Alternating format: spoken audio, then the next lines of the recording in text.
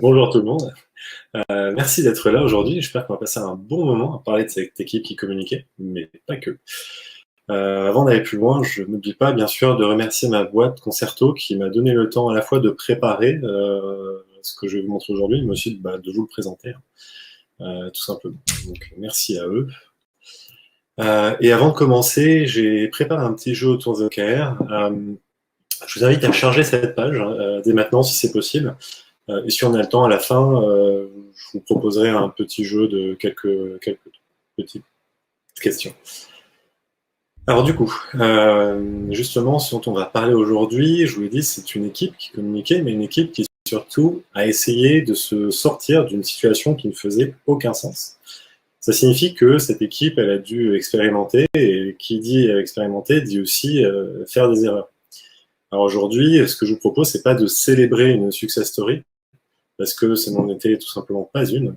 Ce que je vous propose, c'est plutôt de voir d'où on venait, de vous raconter où nos expérimentations nous ont menés, puis on verra là où, selon moi, je pense qu'on aurait pu faire un peu mieux. Alors, pour poser un petit peu le contexte, cette histoire, elle commence au QG d'un des leaders de la fast fashion en Amérique du Nord. Alors, fast fashion, c'est tout ce qui est Jules, Célio, Zara, etc. C'est à peu près la même gamme de magasins. Cette marque-là ciblait en particulier deux catégories de jeunes femmes, parce que c'était des vêtements exclusivement féminins. D'abord, la jeune fille de 16 à 20 ans, et puis la jeune cadre dynamique de 25 à 35 ans. Malheureusement, depuis la crise du Covid, il y a eu beaucoup de fermetures, mais il y a encore quelques semaines, on parlait de 4000 employés, 300 magasins dans 2 pays, 45 ans dans l'industrie, donc c'est pas un acteur tout jeune non plus. Ça veut dire qu'il y avait un lourd bagage, forcément. Le produit, il est composé de silos qui sont cloisonnés, à l'époque en tout cas. Ce qui, de facto, en fait plusieurs produits, donc plusieurs PO. Chacun de ces PO dépendait à l'époque d'un leader qui, parce qu'il était accaparé par ses tâches, était un peu absent. Donc ces PO étaient livrés à eux-mêmes. Donc étant livrés à eux-mêmes, ils cherchaient à favoriser leur zone d'influence et de bonne foi, malheureusement, créer malgré eux des silos. Et les réalisations techniques sur leur silo étaient réalisées par alors une équipe en particulier, une et demie on va dire, de contracteurs qui travaillaient à distance et qu'on ne voyait absolument jamais. Cette équipe de PO ne pouvait leur parler qu'à de quelques rares occasions. Et ces équipes de dev étaient contractuellement sous l'autorité du département IT. Les PO étaient sous l'autorité managériale du département marketing. IT d'un côté donnait des contraintes financières, marketing de l'autre donnait des contraintes fonctionnelles. Et tout ça, bien sûr, sans vraiment se parler, mais plutôt en essayant de diminuer l'influence de l'autre pour faire valoir la sienne, parce que je le rappelle, il n'y avait pas de leader commun. Et dans tous ces petits, ce que je vais appeler des petits combats d'ego, finalement, il y a quelqu'un qui était presque oublié finalement. Alors l'entreprise, l'organisation, elle s'est dit, il y a un truc à changer là, parce que ça va pas. Du coup, elle a décidé de s'adapter et puis elle a créé une équipe expérience numérique, elle a nommé un directeur. Ce directeur qui a été recruté, il a commencé par figer les développements pour, comme il le disait à l'époque, arrêter et contenir l'hémorragie de features. Et à la place, il cherchait à lancer un grand chantier qu'il avait appelé Fix the Foundation. Donc c'est un chantier pendant lequel on ne faisait pas de build, on ne faisait que des fixes. Et là, il commence à constituer son équipe. Et c'est là qu'on s'est rencontrés, que je l'ai rejoint en tant que Scrum Master au début de la création de l'équipe. Alors cette équipe, elle devait avoir une espèce d'autorité sur l'expérience numérique des utilisateurs et pour ne pas tomber dans un piège du monstre à deux têtes qui fait à la fois du build et du run et qui n'arrive pas à balancer ses priorités, là on a lancé le recrutement en interne d'une partie dev qui était dédiée au build et d'une partie support qui était dédiée au run niveau 3 et à l'assainissement de l'existant. Alors, attention, je suis pas en train de parler d'une équipe de build qui balance les miettes à l'équipe de run, c'est pas la question, c'était deux équipes qui en fait collaboraient beaucoup ensemble.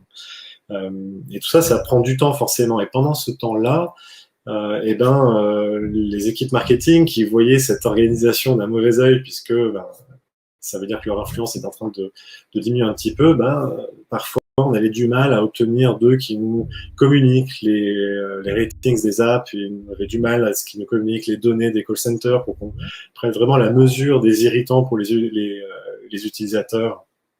c'était un peu compliqué à gérer, autant que l'équipe marketing était quand même présente dans les activités quotidiennes de nos équipes. Et du coup, les mauvaises habitudes, elles avaient forcément la peau dure. Ce qui devait arriver arriva, on avait des conflits parce que toutes les features sont prioritaires, malgré le Fix the Foundation, il faut absolument le faire. Du coup, on était rentré dans une espèce de mode Feature Factory avec une idée, une feature. Il n'y avait pas vraiment de cohésion, pas de stratégie. Chaque feature était en soi une espèce de standalone. Et puis, pour les contracteurs, les pauvres, il y avait une opacité complète. Ils n'avaient pas de mission. Ils produisaient ce qu'ils pouvaient. Ils n'avaient pas de guide véritablement. Ce qui fait que tous nos délits, nos réunions ressemblaient à ça, hein, un combat de Gaulois.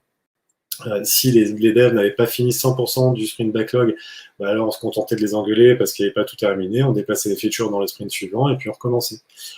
Tout ça, bien sûr, sans feedback parce que les parties prenantes n'étaient jamais là. Alors que si on mettait un petit peu de dialogue et de communication dans tout ça, on aurait pu, nos réunions auraient pu ressembler à ça. On aurait pu devenir réductible. On aurait pu passer un bon moment à la fin des sprints et puis chacun y aurait trouvé sa place finalement. Et du coup, comment est-ce qu'on peut arriver à ça? Quelle est la réponse à la question universelle qui se pose ici? Selon moi, c'est une opinion qui n'engage que moi, c'est la mienne que je partage aujourd'hui, et elle tient d'un seul mot, c'est objectif. Et du coup, avant d'aller trop loin, j'aimerais prendre un tout petit peu de temps pour parler pourquoi est-ce que j'ai cette conviction que la notion d'objectif est un élément clé et fédérateur. Alors, ces deux messieurs, Locke et Latham, qui sont, gardez-le bien en tête, hein, des professeurs de commerce, des professeurs dans des universités de commerce.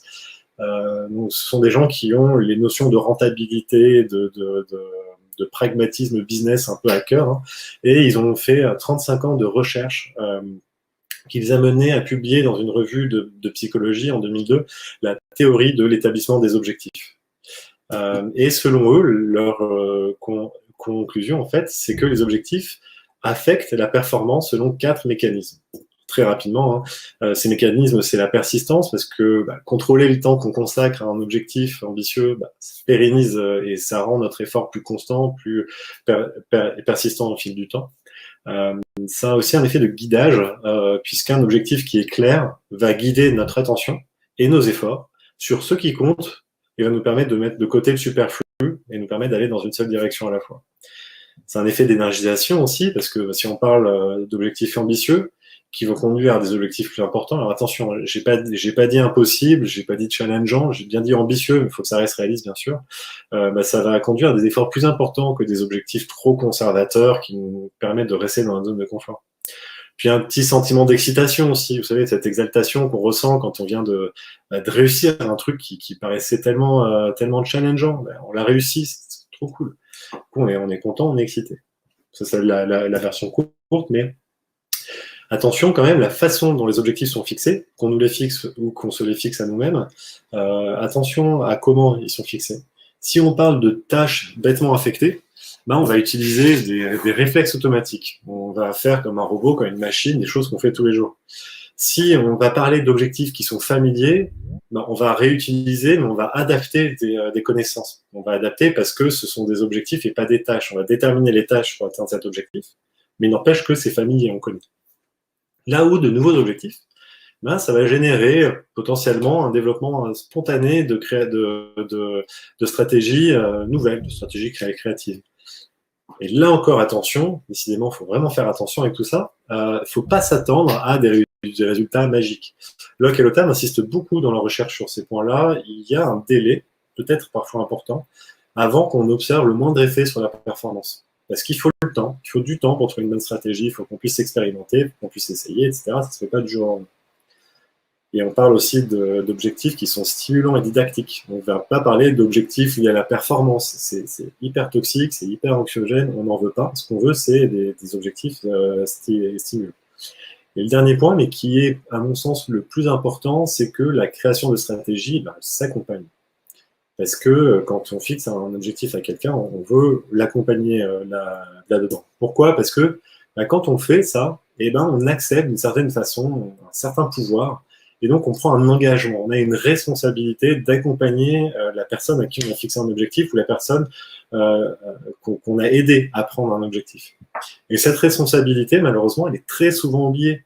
On fixe un objectif et puis hop, débrouille-toi, on en reparlera à l'entretien annuel. C'est une catastrophe qui attend derrière. Alors, pour résumer mon propos, je le résumerai ainsi, hein, des objectifs qui sont engageants et motivants, ils vont être à la fois spécifiques et pertinents, ils vont être à la fois difficiles et ambitieux, mais attention, il faut qu'ils restent raisonnables pour pas être démotivants non plus. Il faut qu'ils soient accompagnés et source de feedback. On veut qu'il y ait une boucle de feedback assez courte sur ces objectifs et sur l'atteinte de ces objectifs pour qu'on puisse ajuster le tir sur nos stratégies créatives. Ce qui m'amène du coup, pas très subtilement, puisque c'était dans le pitch de cette présentation, hein, on va parler des OKR maintenant. Alors, on a fait un petit point d'histoire, maintenant je fais une petite parenthèse. Après, c'est promis, c'est fini, mais j'ai quand même besoin de détailler un petit peu ce que sont les OKR. Et moi, j'aime bien remonter aussi à qui a créé quoi et pourquoi, quelle était l'intention. Ça m'aide à prendre la mesure de comment l'utiliser, comment ne pas le trahir. Et du coup, si on remonte un petit peu la piste, eh ben, on se rend compte que les OKR, on les doit principalement à ce monsieur, Andy Grove, qui a dérivé le Management by Objective de Peter Drucker et qui en a fait ce qu'il a appelé les Intel's OKR. Et comme Socrate décrivait Platon, décrit par Platon, pardon, c'est pas à Andy Grove qu'on doit la Bible actuelle des OKR, mais à John Doerr. Alors, je vous recommande ce bouquin, Measure What Matters. C'est un excellent bouquin qui va vous parler des OKR bien mieux que moi, mais en un peu plus que 40 minutes. John Doerr, il était parti, pour l'anecdote, en Californie. C'était une histoire d'amour. Il voulait retrouver son ex. Ils se sont mariés plus tard. En tout cas, en Californie, il s'est fait embaucher comme stagiaire chez Intel. Et c'est là qu'il a rencontré son véritable amour, non pas sa future femme, mais les OKR, évidemment. Il a été pris sous l'aile de Andy Grove, qui lui a présenté les OKR, qui les a fait expérimenter, etc.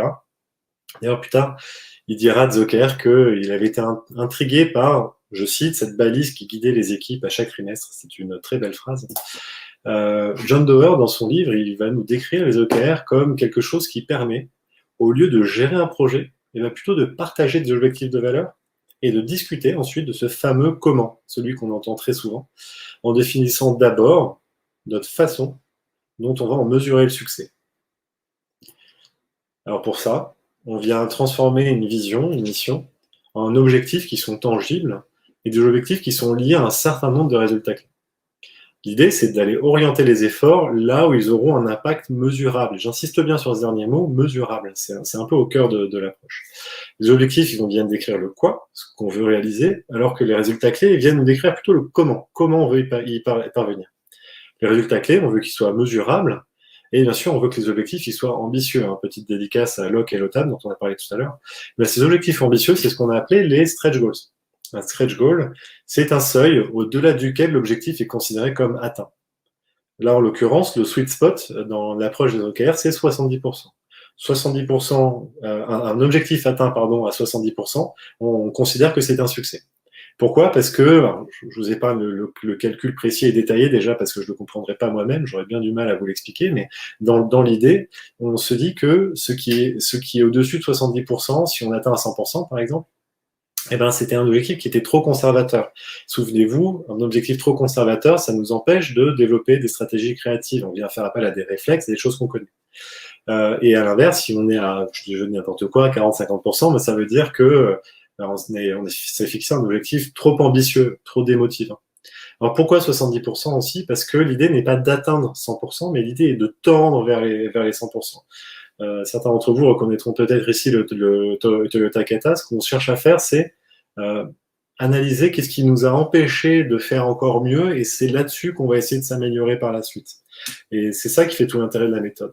Alors ça se matérialise souvent sous cette forme. Hein. Il y a un lien entre il y a ce lien entre le quoi et le comment qui est un élément critique des OKR. On a une mission, une vision qui se décline en pourquoi pas en objectif annuel puis en objectif trimestriel, hein, peu importe la time box que vous choisissez, même si trimestriel c'est mieux, hein, boucle de feedback plus courte c'est toujours mieux. Et ben ensuite on vient le décliner en résultats clés pour définir le comment. Tout ça, ça permet un alignement sur une vision au travers d'engagements plutôt opérationnels. Alors attention, encore une fois, à ne pas mettre la vision à toute toutes les sauces. On aimerait bien que tout le monde soit embarqué dans une seule vision unique et universelle. Ça serait tellement beau, on sortirait presque les violons, mais dans la vraie vie, on sait bien que ça ne marche pas. Chacun, on est comme ça, chacun a besoin de définir ses propres objectifs. Chaque équipe a besoin de définir ses propres objectifs. Mais du coup, tant qu'à y être, autant fournir un cadre, une approche qui permettrait à ces objectifs eh bien, d'en servir d'autres, même si c'est parfois manié un peu maladroitement. Alors pourquoi maladroitement?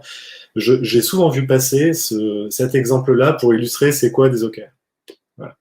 Sauf que la petite astuce, c'est que John Doerr, ça c'est un truc qui est tiré du livre de John Doerr, mais il l'utilise comme un contre-exemple de ce que ne doivent pas être des OKR. Du coup, ça m'a un petit peu attristé quand j'ai vu des articles parler des OKR et prendre cet exemple-là. Ce qui ne va pas ici, c'est que les objectifs des sous-équipes servent les résultats clés au-dessus. Par exemple, vous verrez en bas à gauche les objectifs de la défense et de l'attaque. Et ben, c'est quasiment la même chose que les résultats clés du head coach que vous voyez à gauche.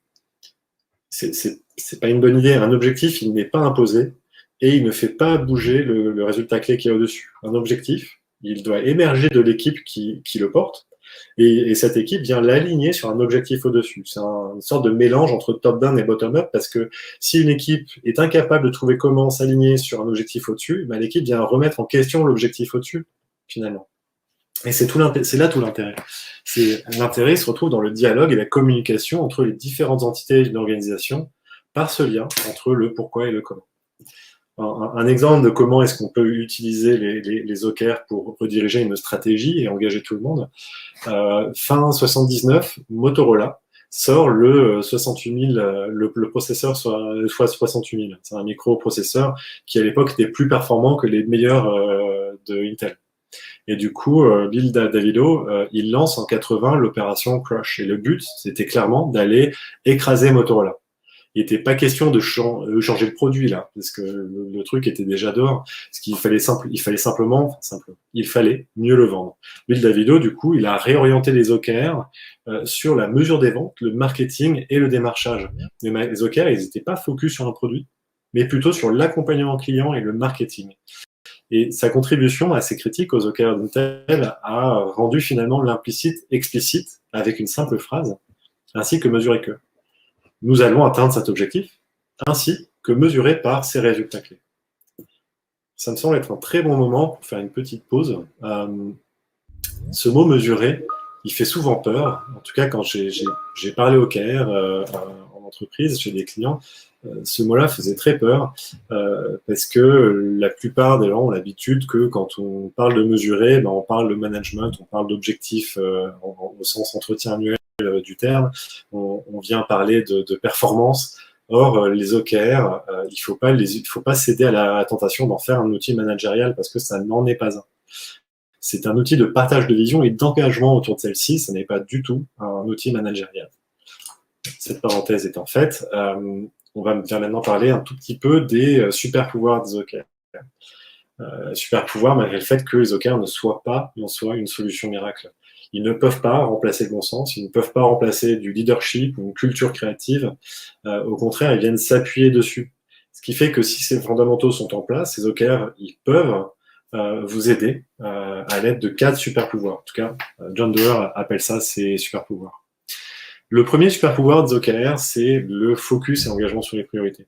L'idée, c'est de mesurer ce qui compte en commençant tout simplement par une simple question. Qu'est-ce qui est le plus important pour les X prochains mois?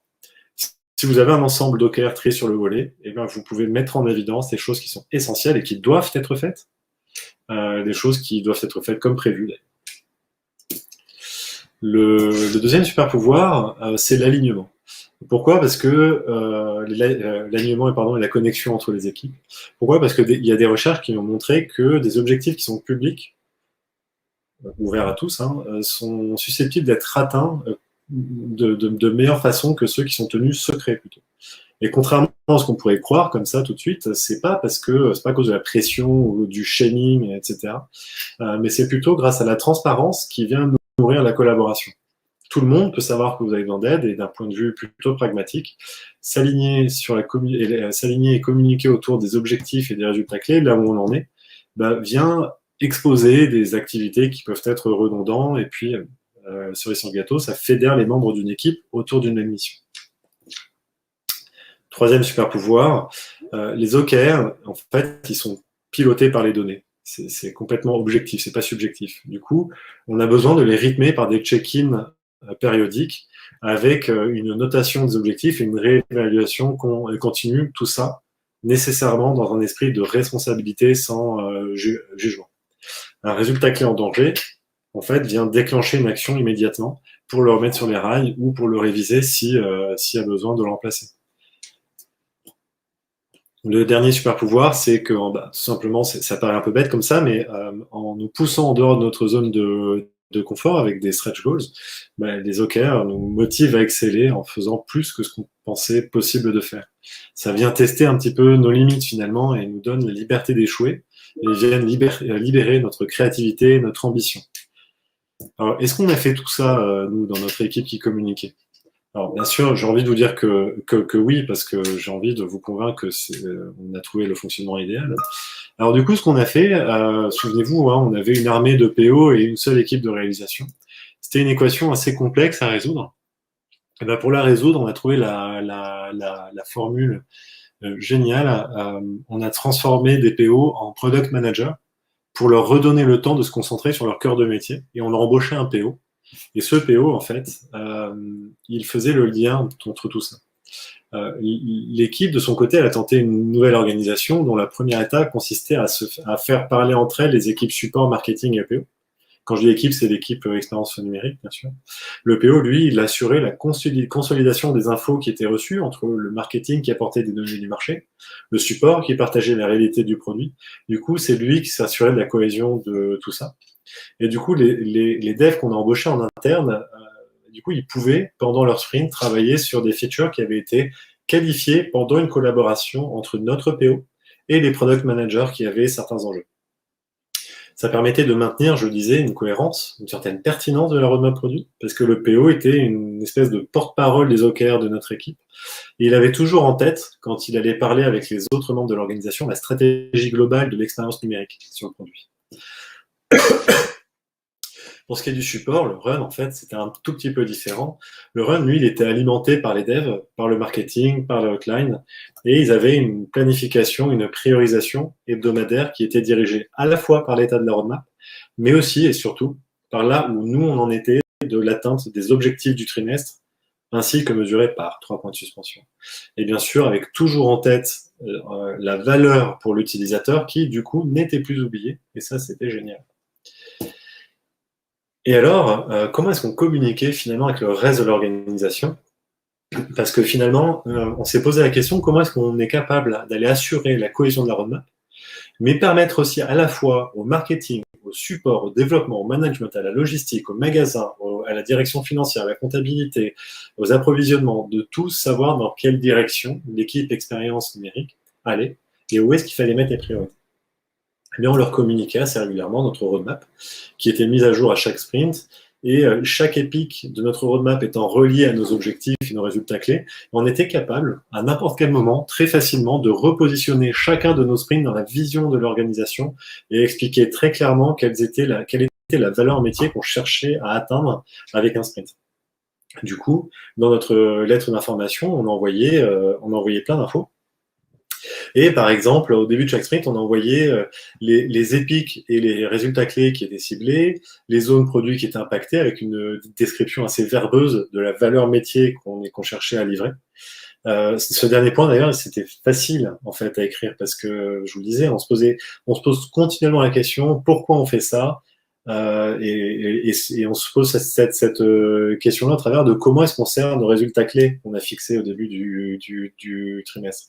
Du coup, c'était facile via le contenu du sprint backlog de remonter la piste vers quelle est la valeur métier qu'on cherche à livrer. On communiquait bien sûr aussi l'avancement des épiques, ce qui était fait avant, ce qui était complété pendant le sprint, ce qui restait à faire. Tout était priorisé évaluer et prioriser en termes d'effort et de business value, ça nous donnait un élément relatif de priorisation, puisqu'on comparait chaque élément entre eux. Tout ça, c'était basé, du coup, je le disais, sur des données relatives qui étaient reportées dans cette matrice de priorisation, qui était faite en collaboration avec les product managers et le PO. Du coup, tout le monde était impliqué dans la priorisation. Les sprint planning étaient communiqués, reclassés dans le contexte de nos AKR et des initiatives qui étaient associées. Alors, les plus attentifs d'entre vous auront remarqué un élément assez grave, une très grosse erreur que j'avais commise en envoyant ces communiqués. J'ai communiqué la vélocité de l'équipe au reste de l'organisation, de 2 équipes différentes au reste de l'organisation. Et du coup, j'ai reçu une pluie de questions. Pourquoi la vélocité de cette équipe, elle est différente de l'autre? Pourquoi eux, ils font mieux? Et puis, pourquoi ils sont plus lents, etc. J'ai mis plusieurs sprints à rattraper cette boulette. Donc, je vous la partage si elle peut vous inspirer. C'était un peu galère, donc j'ai appris à ne pas parler de vélocité en dehors de mon équipe. Au niveau du support, enfin, chaque semaine, on envoyait aussi une aide d'information avec pas mal de détails sur la valeur business livrée, les résultats clés visés. Et là encore, le travail de priorisation était tout à fait, était grandement facilité par ce qui était finalement notre guide, les OK. Et comme on faisait le lien avec la vision de l'organisation, ça avait expliqué pourquoi on faisait ce qu'on faisait et comment on allait le faire. Alors, ça nous permettait de mettre en avant la collaboration et la transparence. La transparence parce qu'on n'avait qu'une seule règle très simple pour la priorisation, ce qui n'est pas commencé et dépriorisable à 2 conditions. Si la valeur d'une nouvelle demande est démontrée supérieure ou si elle sert mieux les OKR actuels. C'est relativement simple. On avait aussi une phase de qualification qui était essentielle.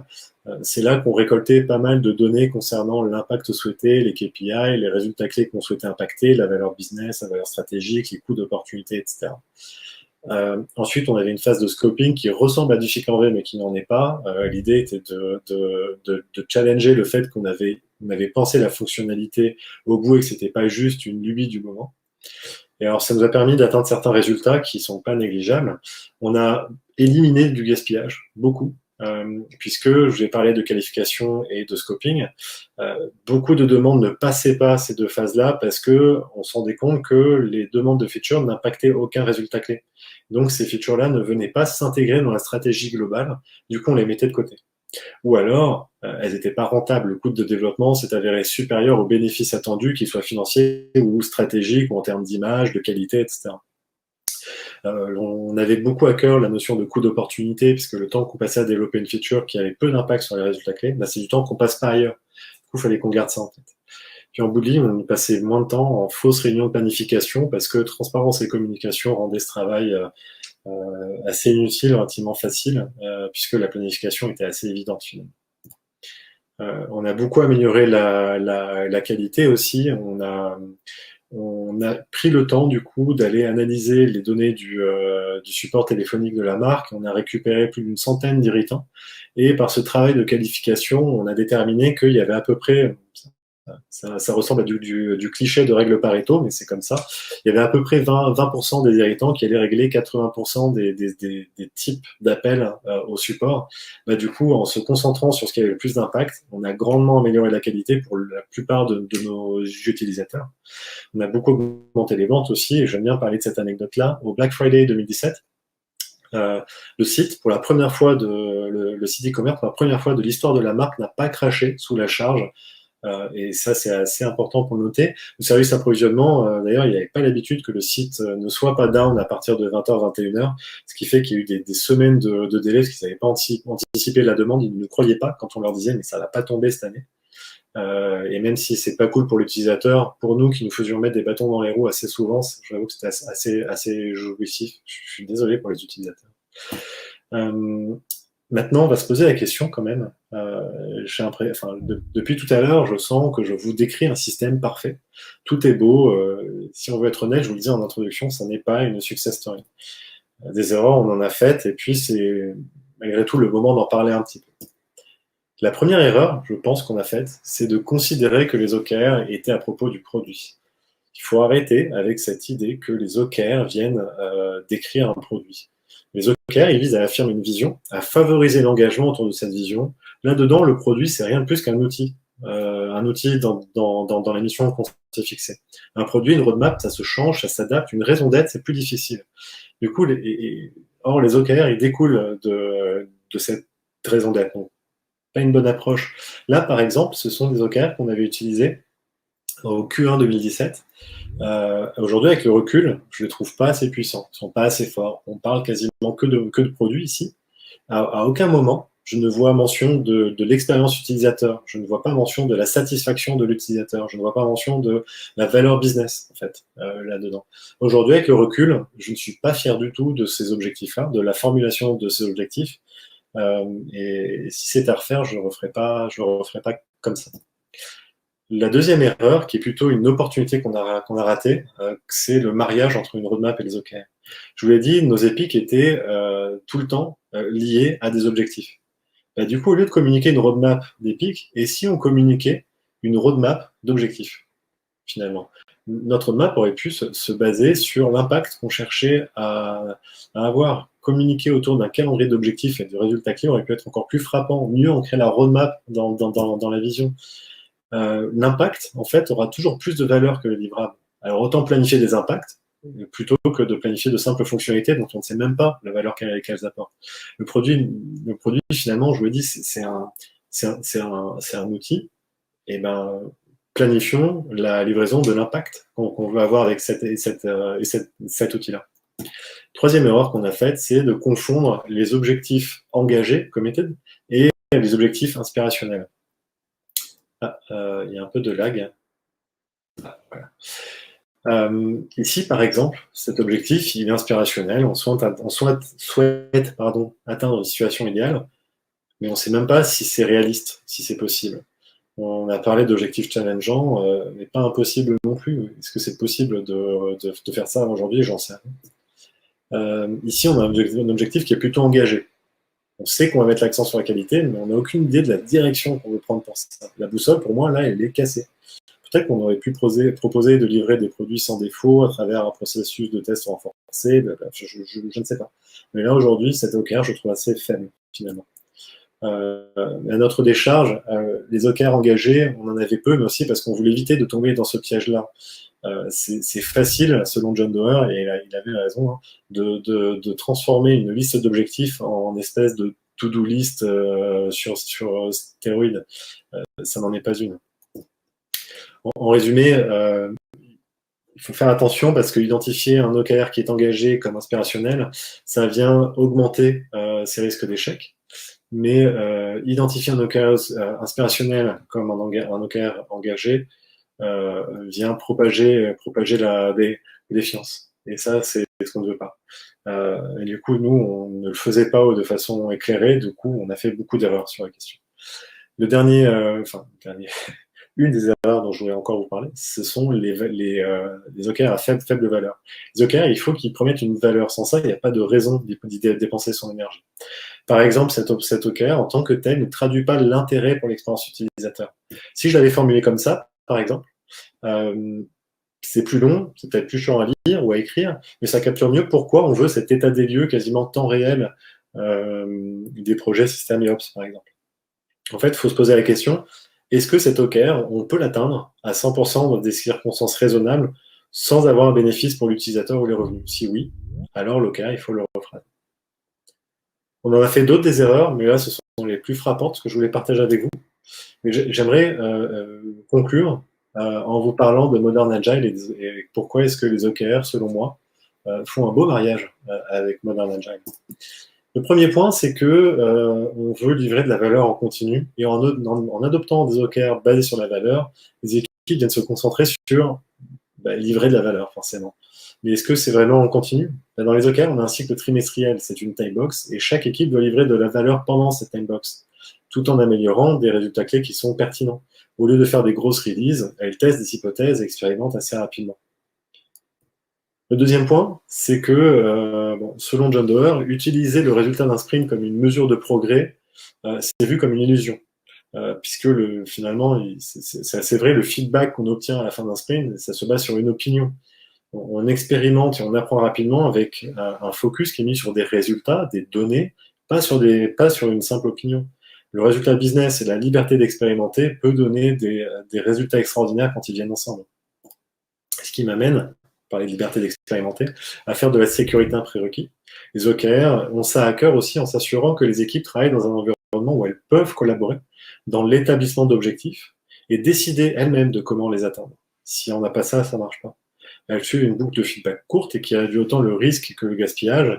Et réduire le risque, c'est intéressant parce que c'est pas l'échec qu'on vient réduire en réduisant le risque. Pour une équipe de dev, en tout cas, c'est plutôt le blâme qui vient avec. Et c'est ça dont les équipes ont le plus peur. Le dernier point, j'aimerais finir là-dessus. Les équipes, elles ont un but quand on utilise les OKR. Elles ont une direction. Elles comprennent comment est-ce que elles, en tant qu'équipe, peuvent avoir un impact, comment est-ce qu'elles peuvent faire une différence. Elles ont une vue complètement dégagée sur ce lien qu'il y a entre leur travail et la stratégie de l'organisation. Et alors, c'est là-dessus que j'aimerais bien vous proposer d'aller jouer quelques minutes sur Kahoot. Alors, j'espère que vous avez eu le temps de charger le Kahoot. Si ce n'est pas le cas, hop, ah bah, certains d'entre vous, oui. Donc, je vous invite à prendre encore quelques secondes pour aller sur kahoot.it et de taper le code PIN 9437577. Et dans quelques minutes, on va pouvoir commencer. Enfin, dans quelques secondes plutôt, parce qu'il est déjà... il me reste plus beaucoup de temps pour finir. Super, on est 22, 23, 24. Ouais, actuellement, 63 personnes sur la conférence. D'accord. Sur la conférence Jitsi. Ouais, merci.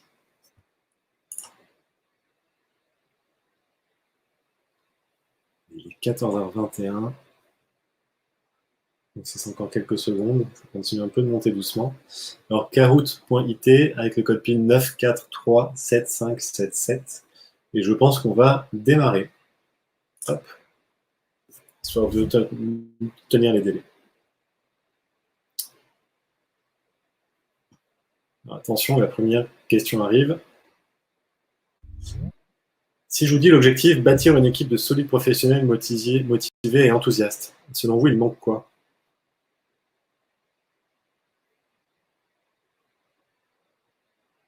Est-ce qu'il manque créer un environnement sécuritaire qui permet à chacun de s'épanouir? Est-ce qu'il manque proposer une rémunération 5% au-dessus du prix du marché? Est-ce qu'il manque proposer des équipements de divertissement et un cadre chaleureux? Le baby-foot, on sait que c'est hyper important sur l'agilité. Ou Obi-Wan Kenobi.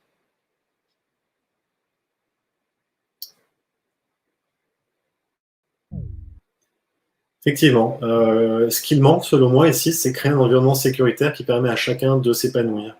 Parce que pour rendre une équipe de professionnels motivés et enthousiastes, on a besoin de cet environnement-là.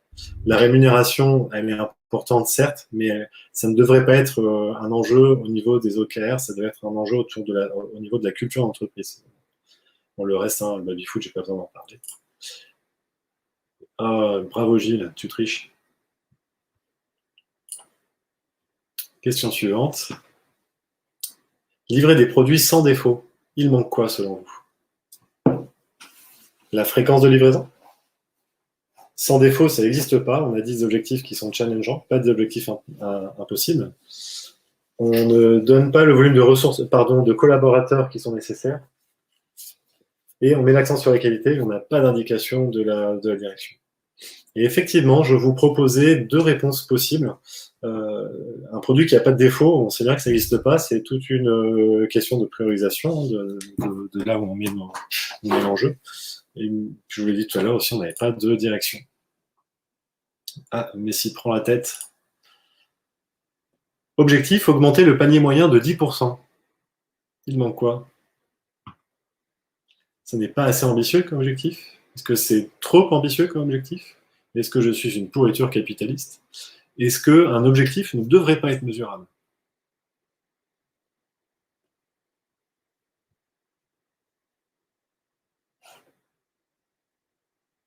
Effectivement, un objectif ne devrait pas être mesurable. Gilles reprend la tête. Objectif, pouvoir transférer son panier d'un ordinateur à un smartphone. Comment est-ce qu'on pourrait réécrire cet objectif? On ne le réécrit pas, il est parfait comme ça. Est-ce qu'on pourrait dire plutôt rendre son panier disponible à l'utilisateur où il veut, quand il veut? Est-ce qu'en fait, l'idée, c'est plutôt de diviser cet objectif en deux, un premier pour iOS, un deuxième pour Android? Est-ce qu'on veut proposer à l'utilisateur ayant créé un compte de sauvegarder son panier? Effectivement, rendre son panier disponible à l'utilisateur où il veut, quand il veut, ça devient un peu plus large et ça laisse plus de latitude aussi à l'équipe de proposer des solutions créatives pour y arriver, auxquelles peut-être le PO ou le PM n'aurait pas pensé. Hop. Livrer la version 4.2 à la fin du mois. Objectif de production ou objectif lié à l'impact?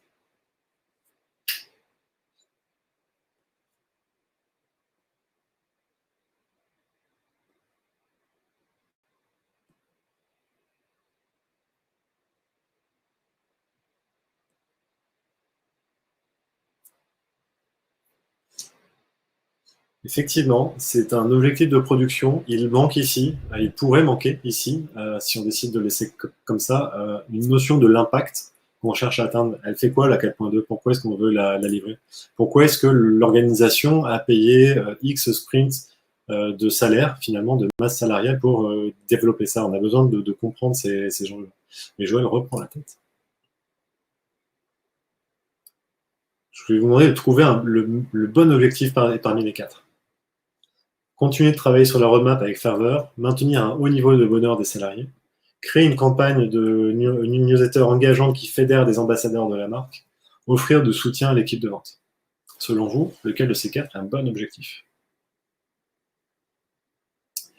Et oui, je vous ai proposé créer une campagne de newsletter engageante qui fédère des ambassadeurs de la marque. Pourquoi c'est un bon objectif selon moi? Parce que déjà, on parle d'une newsletter engageante, donc on sait quel genre de contenu on veut mettre dans cette newsletter, puis on sait qu'on veut générer des ambassadeurs de la marque. Donc l'idée n'est pas nécessairement de vendre, mais plutôt de venir parler de la culture de la marque. Comme Red Bull, Coca pourraient le faire, ils ne cherchent pas forcément à vendre des canettes, mais plutôt à parler de la culture de la marque. Continuer de travailler sur quelque chose, c'est pas un objectif. Maintenir un haut niveau de bonheur des salariés, c'est un vœu pieux. Et offrir du soutien à l'équipe de vente, on ne capture pas en fait ce que ça signifie. Joël, garde la tête. Avant-dernière question. L'objectif, aider l'équipe commerciale en leur livrant des supports de vente. Je vous propose des key results et vous allez trouver l'intrus. Dans les key results, on a produire 10 infographies, faire un mini-site de campagne marketing, rédiger 3 études de cas, et améliorer le design de la newsletter.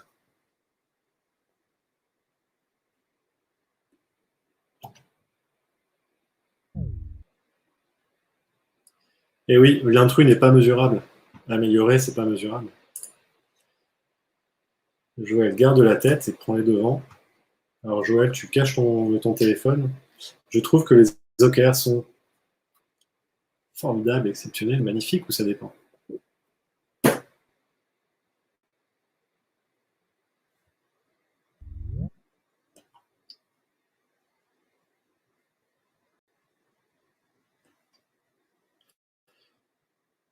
Et effectivement, ça dépend. Les OKR sont un outil, mais qu'on doit manier avec prudence, avec sagesse.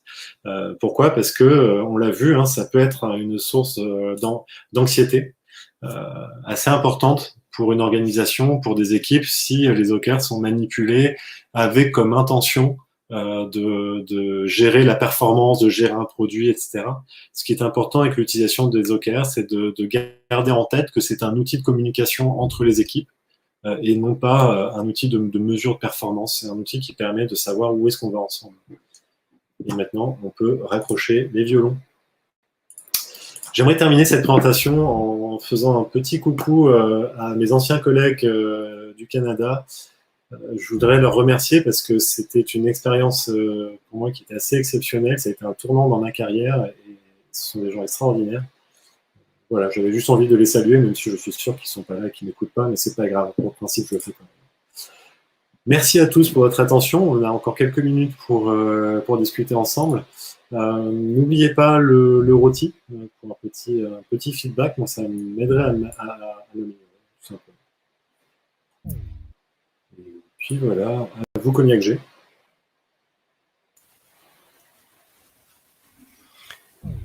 Ok, parfait. Merci beaucoup, Patrick, pour cette présentation.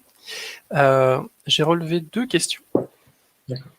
La première, qui est je pense, Nico de Devoteam, DVT Nico. Comment convaincre les managers d'être transparents sur des objectifs individuels?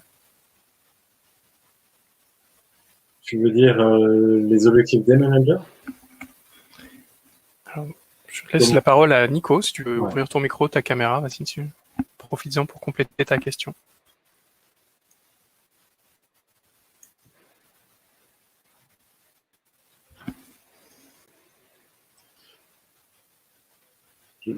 Ok. Je vais essayer quand même de répondre à une interprétation de la question. Il ne s'agit pas nécessairement de convaincre. Ce qu'il faut, c'est qu'ils soient d'abord eux-mêmes convaincus par la démarche, qu'ils aient envie d'aller dans une direction. Quand des managers viennent se fixer des objectifs, ils viennent proposer aux équipes, dans un travail ensemble, de se fixer elles-mêmes des objectifs qui viennent l'aider, lui, à atteindre ses objectifs. Mais ces objectifs viennent aider l'organisation à atteindre ses objectifs. Et il m'est arrivé de travailler avec des équipes qui avaient peur de ce contrôle et à peur que l'évolution et la mesure de ces objectifs pouvaient être toxiques ou pouvaient influer sur les bonus qu'ils recevraient à la fin de l'année.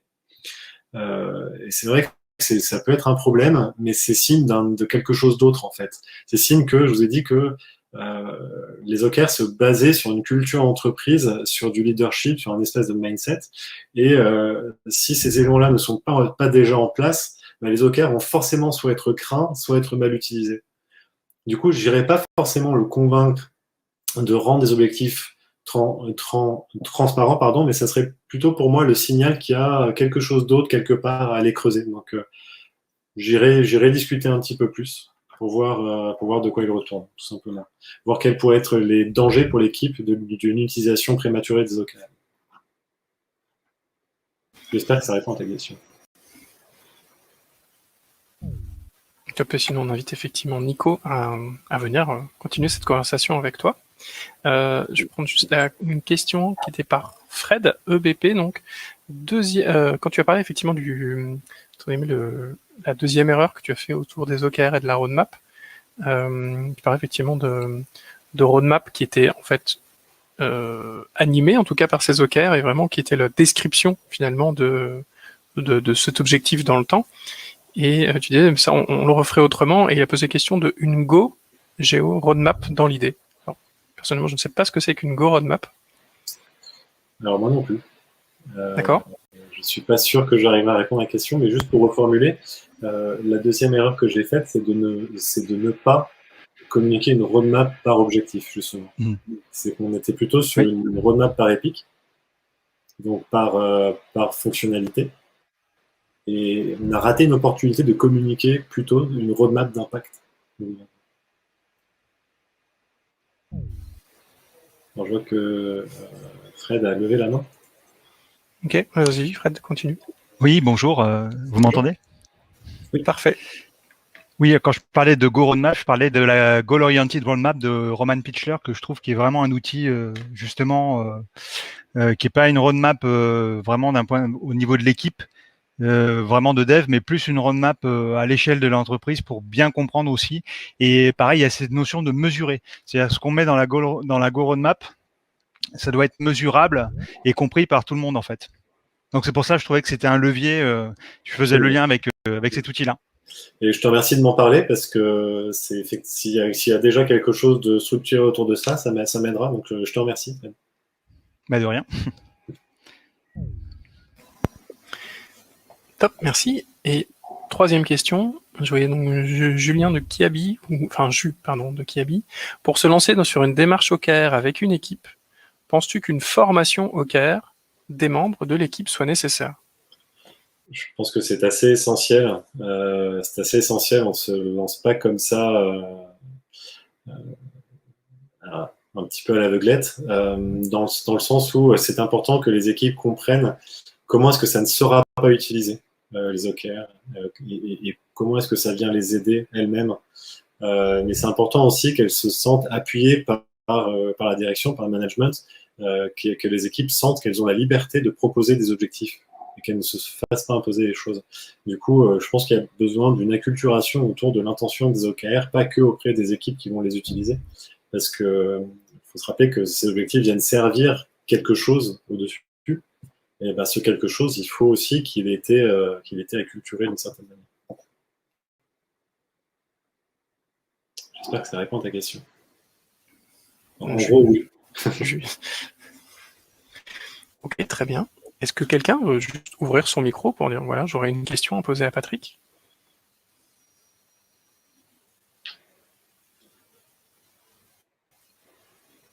Ok. Moi, j'ai une question pour toi, Patrick.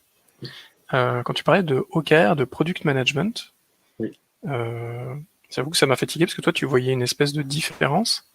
Or, pour moi, dans les 3 phases, on va dire, du Product Management, il y a notamment la dernière phase qui est le Growth. Et dans le Growth, effectivement, les OKR sont un outil utile, en tout cas pertinent, pour se dire quelle est ma stratégie de préférence d'entreprise, et donc définie au travers de ces OKR, et qui va vous permettre justement de choisir quelles fonctionnalités sont pertinentes et lesquelles le sont moins, ou celles qui doivent être recyclées dans ce cycle. Ouais. Alors, ce que je voulais dire par là, c'est qu'on les mélange, les OKR et le management du produit, dans le sens où on vient utiliser des OKR pour remplacer quelque chose d'autre qui vient complémenter ce qu'on peut apporter avec des objectifs. Dans l'approche, en tout cas dans l'intention des OKR, le management du produit, c'est quelque chose qui vient après qu'on ait établi la vision, la mission de l'organisation. Le produit vient servir cette mission et cette organisation, et les OKR viennent structurer un petit peu tout ça. Mais j'ai voulu être un petit peu provocateur là-dedans, parce que je vois trop peu d'objectifs, enfin, je reformule autrement, je vois trop d'objectifs qui ne laissent pas transparaître un impact utilisateur ou un impact au niveau de l'expérience utilisateur. Et je reprends cette phrase de John Doerr, c'est si à tout moment, dans des circonstances raisonnables, tu es capable d'atteindre 100% d'un objectif sans mesurer un impact pour l'utilisateur, c'est que ton objectif il est mal formulé. Du coup, la provocation, elle est plus là, en fait. D'accord. Non, je te rejoins là-dessus. Et pour te donner alors de ce que tu as pu présenter, moi je voyais effectivement que c'était pas des OKR dans le sens où ils n'étaient pas sur une stratégie business, mais plus sur une stratégie IT. Le zéro défaut, par exemple, qu'on a pu présenter plusieurs fois, je me suis dit, et ça effectivement c'est plus un terme pour moi de KPI, donc de métriques liées effectivement à l'IT. Et c'est là où je me demandais qui définissait ces OKR dans l'expérience que tu nous as présentée. Parce que tu nous as dit les PO venaient du marketing et les équipes venaient de l'IT. L'objectif zéro défaut, il venait servir un objectif plus haut niveau de notre directeur, qui était, la traduction en français, c'était quelque chose du genre époustoufler là, avec une expérience hors du commun, et je crois quelque chose du genre jamais vu sur le marché, un truc comme ça. Et du coup, les équipes de dev, par l'impulsion de leur lead dev, et s'étaient proposé de faire un produit zéro défaut. D'accord, oui. Mais le problème. Oui, c'est classique. Voilà. J'ai une expérience similaire où effectivement, quand on demande aux développeurs ce qui est époustouflant, ils diraient que je fasse pas d'erreur. C'est ça. Et c'est là où j'étais assez juju sur l'approche à l'époque, et j'ai pas su rebondir, j'ai pas su challenger l'équipe, et j'ai pas su les faire plus s'impliquer dans ça veut dire quoi la qualité du produit, en dehors du nombre de bugs, parce qu'il y a des bugs avec lesquels on peut accepter de vivre. Ça veut dire quoi la qualité du produit pour l'utilisateur? Top, merci. Voilà, merci à toi. Nous voilà à la fin de cette conférence. Merci beaucoup Patrick. Donc je rappelle, dans le chat, vous pouvez retrouver l'URL du Roti Express. Donc c'est roti.express/r/agl014 pour donner du feedback et nourrir Patrick sa présentation, à qui je souhaite longue vie. Merci à toutes et à tous. Au plaisir. Salut.